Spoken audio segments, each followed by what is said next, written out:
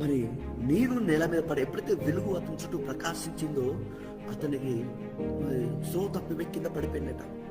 నేను నేల మీద పడి సవలా సవలా నువ్వెందుకు నన్ను హింసించుచున్నావని నాతో ఒక స్వరం పలుకడం వింటిని.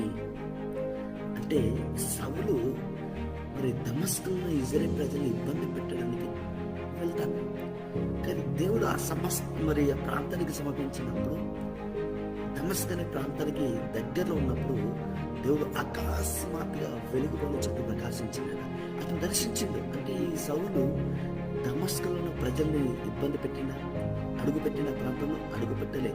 దేవుని ఆజ్ఞలు లేని ఏ శత్రుని నిర్ధారణ చేయలేదు.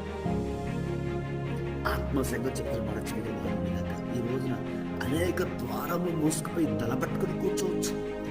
ఐసులో ఉన్నవా, మరణ పడక మీద నువ్వా, సరిగా నిద్ర పడతలేదా, సిక్కైపోయినవా, నీ కష్టాల, బాధల, వేదనల, ఇబ్బందుల, నీ అప్పుల, నీ అనారోగ్య సమస్యల, ఏదో ఒక సమస్య నేను వెంటాడుతుందా?